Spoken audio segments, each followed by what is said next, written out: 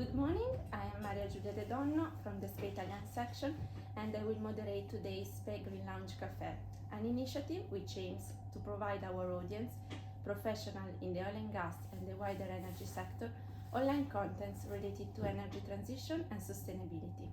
Today we open our 2023 series of talks discussing the role of open innovation in the energy transition together with G.Silvestri. Giacomo serves as chairman of Eniverse Ventures, the venture builder vehicle of Eni. Beside this role, he is responsible in Eni to build innovation ecosystem to shape, drive and accelerate company innovation and strategic transformation. Within Eni, he was former head of digital, where he led the digital agenda and Eni Digital Factory, where sits data scientists, Scrum and an experienced design team. Prior to joining Eni, Giacomo was Global Head of Organization, Strategic Workforce Planning and Change Management in Generali Insurance Group, formerly partner at the Boston Consulting Group and professor at the Bocconi University.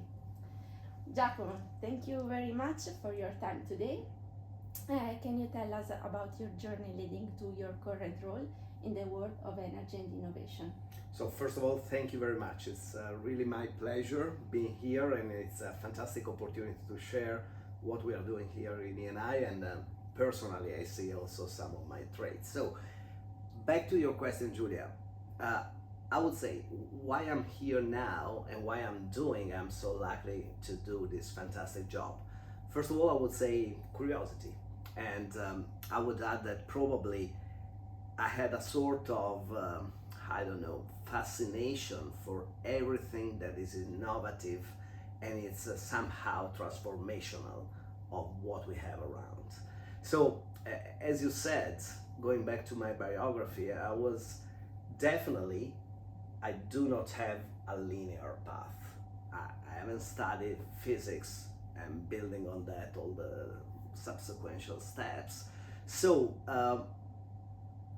if I have to tell you, I try to shape my career path and my interest, trying to be and trying to go where I was feeling that innovation were. It was being like that in university, that by definition somehow is an area, is an arena of idea generation.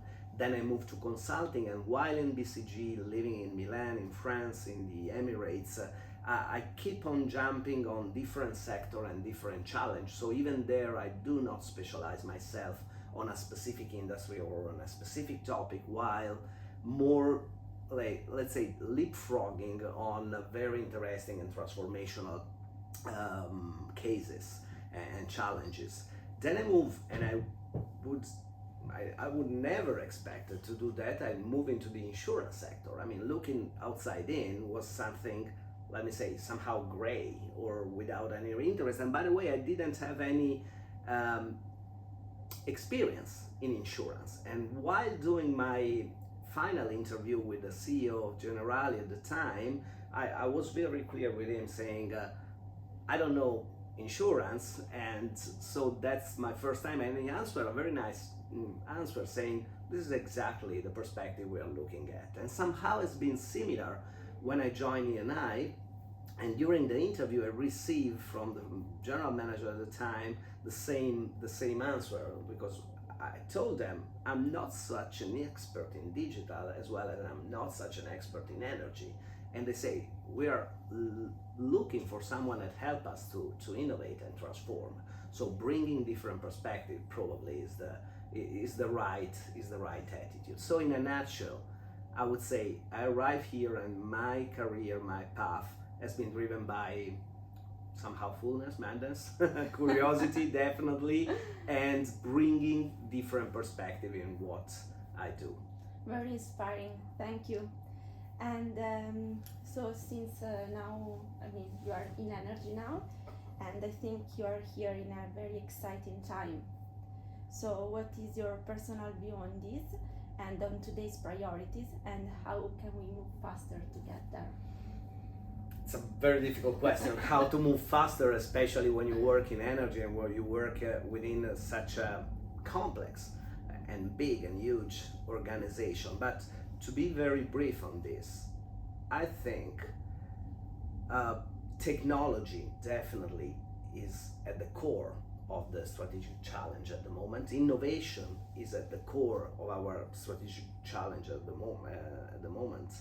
And it's not just about what we have to do differently from the past, but it's also about how we should do it differently, looking at the past. And in this second step, I think what I'm seeing now in E&I definitely, but also in a lot of other companies, is that the moods or the approach, if you want, has moved towards a more cooperative and collaborative approach, where the idea is that you should have clear in your mind the direction, but you should be very good to select all the partners in terms of research, commercialization, industrialization, whatever technology, digitalization, selecting those partners to do things together and no more alone, or no more just alone. Partnerships and innovation are really important nowadays. Binded, definitely Yes. binded. We will go back on this in two questions. But now we like to go a little bit deeper on geography, let's say, because we know that now with the smart working we can be somewhere, or maybe we can focus in some cities or ecosystem that can be more advantageous.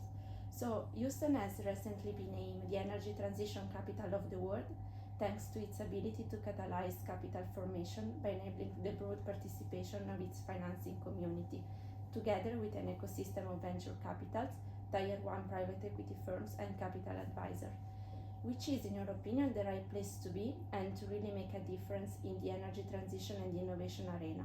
Houston or somewhere else? So you touch again a very relevant and good point. So innovation and technology innovation is a universe. It's huge, it's fast moving, and whoever you are, you still are just a tiny star or planet in this universe. So it's of paramount importance to, we say, enlarge the reach. So it's very important to be able to observe as much as part of this universe as possible.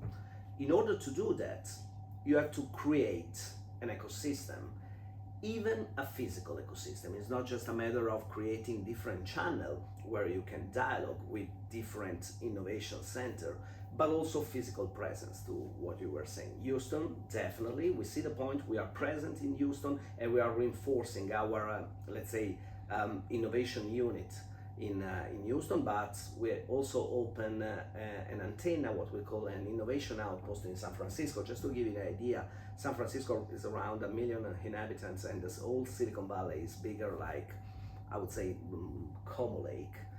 In that tiny small area, in that tiny land, there are more scale up, meaning startup with more than a million of value. There are more scale up in number compared to the entire Europe. That's drive for us the decision to open an office there, because it's very important to be there. But in synthesis, it's very important where you are, and the more outpost or the more contact you can create in the worldwide network, the better it is. But at the same time, it's very important on how you are there. And it's very important to be present there. So to take the time to enter in the local network. Otherwise, it's just a flag, but without any results. And as we know, we are going from cathedral to the bazaar, so that's very Right. important. Right. And regarding to this, investment and research are essential, since many green technologies are not yet mature or competitive with fossil fuel-based heat and power. This makes supporting clean energy startups and breaking through technologies more important than ever. What do you think is the role of open innovation in this, and how to foster it? Well, it's, working in the energy sector now and working and dealing with innovation in the energy sector is, in a word, fantastic. I've never seen in 25 years career something like what I'm seeing now in the energy, such a huge strategic industrial, cultural, technological transformation all in once. So basically, on a side, we need to change everything we did in the last 30 years completely. So we were very good in doing something, and now the point is we need to keep on doing somehow, but in a completely different way. For example, in a more decarbonized perspective. On the other side, there is a blue ocean in front of us in terms of identifying new services, new products, new solutions to address new markets. And the majority of them are very early stage markets. So we are changing in what we are used to do in the last 40 years and looking forwards in a future where is not everything clear at the moment. So it's a sort of double jump, and in doing that, open innovation and technology definitely stand at the core, because you need technology, you need innovation, and you need to search for innovation, even to do it faster, as you said, to change or to do it differently, what you do in the past, and to do something new in the future. So basically, open innovation help us at least in three things. So first of all, give us a better understand on the technology market. Back to what I was saying in looking in the innovation universe. Open innovation pretty often help in fast track our traditional R&D, because it can help R&D in faster what they are doing. And finally, the market is also full of market-ready solutions that can be pretty quickly applied in our businesses. So, understanding better the market and the technology trend, fast-track research, and promote innovative market-ready solution in the industry, and in what we are doing from a business perspective. Very insightful. Thank you very much. And talking again about open innovation, we know that there can be outside in or inside out processes. Following this framework, can you share with us some outstanding open innovation initiatives which you have the opportunity to lead or to collaborate during your professional experience? It's very difficult to pick up one and to say that has been the most amazing one or the better results on, because we apply open innovation along all our value chain, so it's very difficult to sometimes compare different solutions, because some of them are easier, some others request more, let's say, work in order to make it viable. But I will give you just few numbers about what we did in 2022. We analyzed more than 2,500 startups. For 400 of them, a little bit more, we enter in a more deeper review, and we launched 27 different projects with those startups. Meaning that it's not just a matter of which has been the best one, but to convey the message that open innovation now in E&I, it's very pervasive along all the value chain, even including all the support function. And that, to me, back to what I was saying before, is a very interesting cultural change step. Yes, and very great results, really. And sorry, just to, another point not to hide. One of the constraints we are facing is the scalability of innovation. So we are doing a lot, culture is changing, innovation is more pervasive, but it's still difficult to, when something works, to scale up or in a broader sense. Yes, rollout and deployment is always a Right. step. Right. It's very complex. So now I would like to make a few questions about the Universe Ventures and go more in details on, let's say, on your future plan on these. So we know that in August 2022, Eni has launched Universe Venture. So what exactly is it, and what is its role, and how does it fit into Eni's innovation ecosystem? We launched it in June, since that in August I was on vacation, luckily. So let me say even in a proud way, that Eni has been just awarded by the International Chamber of Commerce as one of the most innovative organizations in the world among the Fortune 500 and the Forbes 2000. Why? Because all the organization of ENI has been twisted and changed towards innovation. So on a side, we create a unit, a central unit, referring directly to our technology unit, that is called Open Innovation Ecosystem and Hub, that has the role, exactly in its words, to create and enlarge as much as possible the ecosystem network for innovation in order to serve all the business. But it's not just about that, it's also about that ENI has been built different new levers to boost and accelerate innovation. JAL, for example, that is our School of Entrepreneurship, basically our internal accelerator. AnyNext, based in Boston, is our vehicle of venture capital.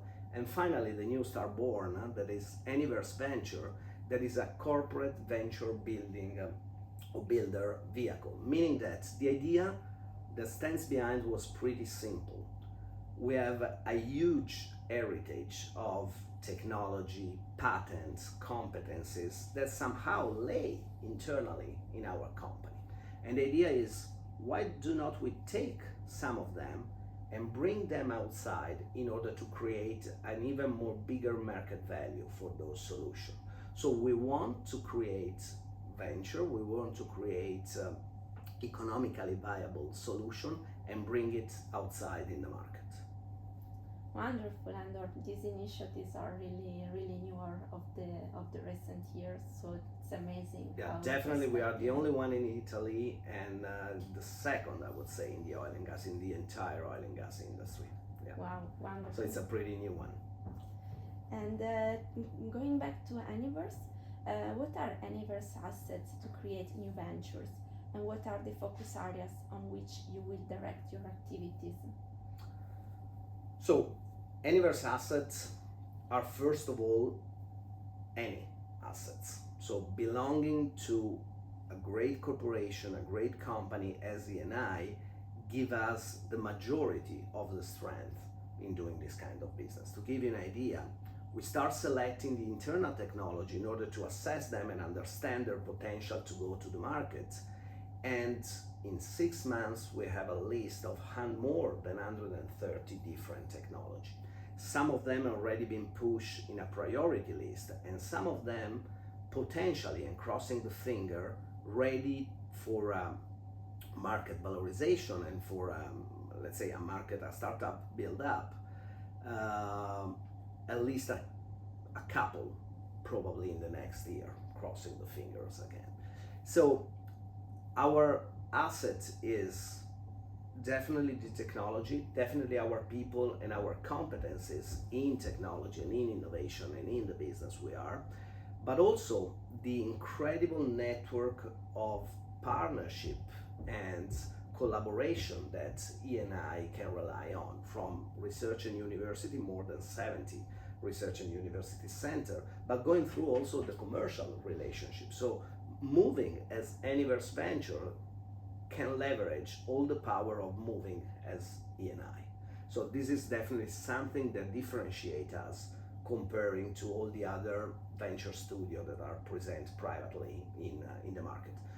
You were asking also which area are the typical ones. So on a side, we have an heritage, an industrial heritage, and we want to push the carbonization in the industrial asset integrity, or even energy efficiency. On the other side, from smart mobility and retail down to blue and green chemical or biorefinery or all the renewables. So everything that is connected to the just transition. That's why we think that Anyverse Venture can boost the just transition of ENI, and it's a lever to boost it. It's definitely a very powerful tool to get there, and very ambitious direction. We are trying. Regarding the time frame, what is the time frame in which you expect to have the first results, and what results are we talking about? Yeah, so as I was saying before, crossing the finger, we aim and we have the ambition to create these market-ready solutions in an order of 1 or 2 each single year. That is, I think, to start a good pace. And looking at the results, if I have to, let's say, look at myself in 3 or 5 years' time and turn back, I would evaluate our success basically through, I would say, 3 lenses. The first one, if we have created value. So I expect that those technology will create value in terms of monetization, EBITDA, margins. So that's definitely an economic financial perspective will be one, and even in terms of valorization of those ventures or company. The second is our contribution to the entrepreneurship, the Italian, mainly Italian entrepreneurship network that we have in our nation, because creating new venture, bringing new technology, bringing innovation, we hope that this contributes to the entrepreneurship of our country. And third, last but not least, is a contribution to the national but also international research and innovation. So these will be the 3 lenses through which we will assess our success, okay. And, if any. And which is the time frame? I would say 3 years and 5 years. Okay, perfect. Yeah. We will be back. Thank you very much. We are leading to the end of the interview. We have just one more question to for our younger audience, because we think you are really a role model, and really, I mean, we are really inspired by what you're doing. So, and also you mentioned the just transition. I don't know if everyone in the audience know about that. However, what advice would you give to a young professional who wants to be part of the just transition? So we can call it just transition, or we can call it, a clean transition or green transition. Basically, moving toward the decarbonized world. Difficult to give advice, but I would say it's very important for a young person to be where things happen. So don't be peripheral, don't be marginal. And to be where things happen means to me to start the career either in the right corporate, I would say E&I. So corporate E&I or other corporates like E&I that they are strongly committed to this net zero decarbonization path.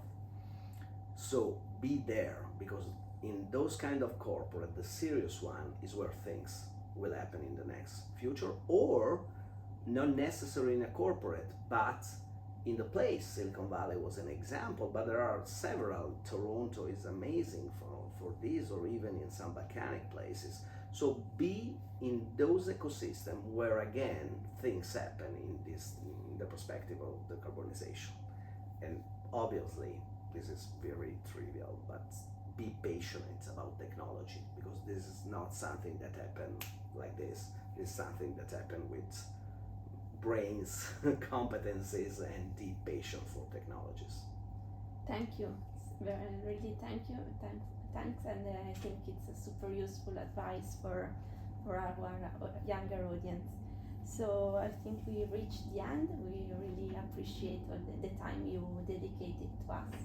My real pleasure, and whenever you want, will be for you, for what I can serve. So thank you very much again to all of you, and thank you, Julia. We will meet at the next episode of the SPE Lounge Cafe. And we will drink a coffee now. Thanks again.